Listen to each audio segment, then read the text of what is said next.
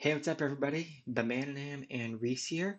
We're going to be talking through the Discmania molds that are in the game, some of the new ones, and some of the ones that have been around for a little bit too, and may have gotten some buffs or may be just newly fitted into your bag here. I'm going to start out by passing it over to Reese. What's up, y'all? This is Reese, and I'm going to give you a little behind the scenes on the new Discmania molds that were just released. For context, Greg from Global Disc Golf, UC from the repeatable Daily Challenge Ace Lines, and myself all were talking with Charlie Weeberry about what we wanted to see these discs do for the game. It's kind of like a design by committee, which was a lot of fun, and we got to bounce ideas off each other.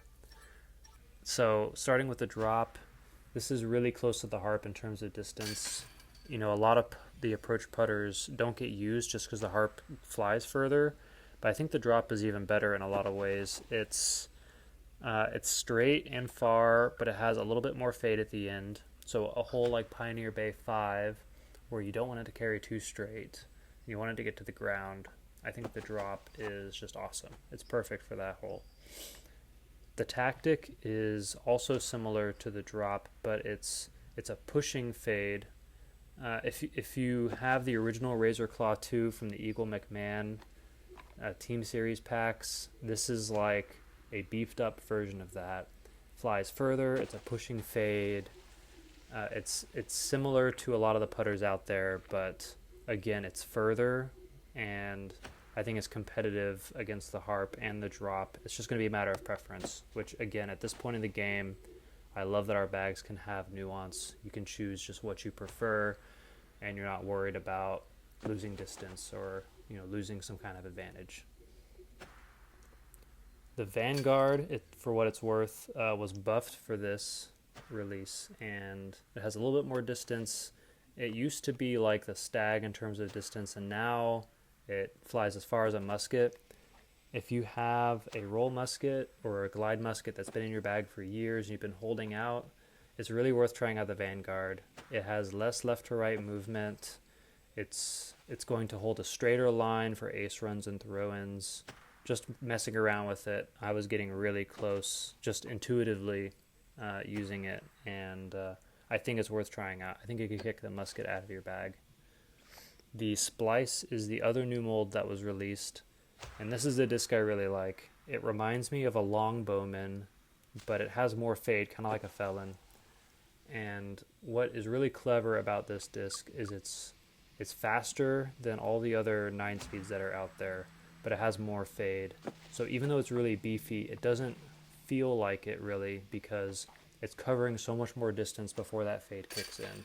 So a hole like Northern Breeze 9, where you maybe have to go Sapphire and hope you don't go long or turn it over, the Splice is just perfect because you can go low, and it's going to carry that distance, but then consistently hook up into the ground and leave you with a pretty short putt.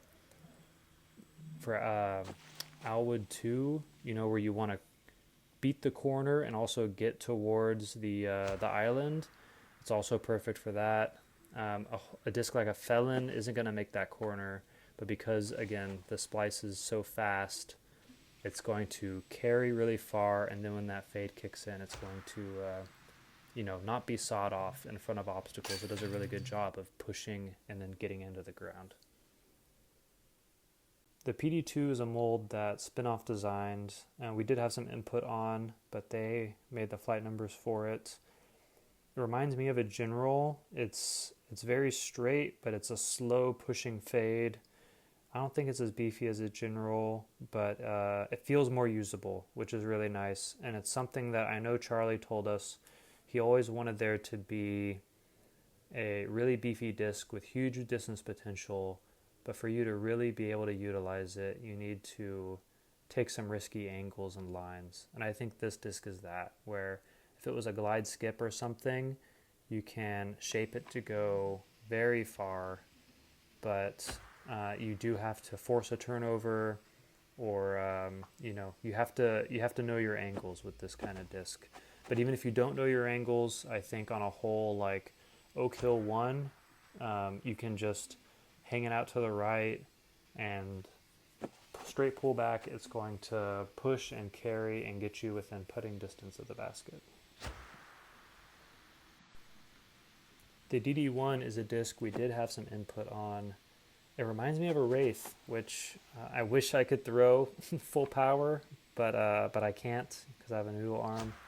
But it has that glide where you just throw it and it has that slow turn and the slow pushing fade. It's such a pretty flight. I think in game it's really similar to the DD3, but it just has a nice S curve. It doesn't have that kind of just super straight flight path. I think this is one that has a little bit more shaping potential, which is fun, and it still has that like max distance, driver distance, but it is going to be on the straighter side. In the Discmania bag, you also have the windbreak water skip paradigm. This is lacking the glide attribute, which is what most of the paradigm uses I'm used to have, but it adds the water skip. That water skip can come in handy on holes where you need a straight skip, like on Oak Hill 6, where the windbreak and lack of glide actually help significantly in lining up that shot. But it's good to know that the lack of glide on this takes out of play holes like Lakeside 5 and doesn't make it as easy to get across on Pioneer Bay 3 to get to that island simply because of the lack of glide. However, don't sleep on this windbreak water skip paradigm simply for its straighter flight and normal ground play to set up good shots for you around that glide sapphire range. The Instinct is literally the exact same disc as an Explorer. So I know Explorer is popular in mini bags. If you use that, the flight numbers for the Instinct in game are the exact same as the Explorer. The main throw-in disc for most people in this Discmania bag is going to be the Logic. The Logic reminds me in some senses of the Pure in the way that is a little bit overstable. It has the exact same lift as a Pure and has a similar distance, at least in my opinion. I don't throw in with putters very much, so there's probably elsewhere you can look on channels like Aaron Christensen's for where to find more on throwing in with the Logic. The MD1 has been around for a while. This is only second to my Fuse as my favorite throw-in disc. It's just so straight. It does not have the distance of something like a Claymore, but it just has less left to right movement. So if you know your aim and you know your height, you can aim almost just right at the basket, give it full power, aim low, and it's gonna find chains. It's really fun. It's really predictable.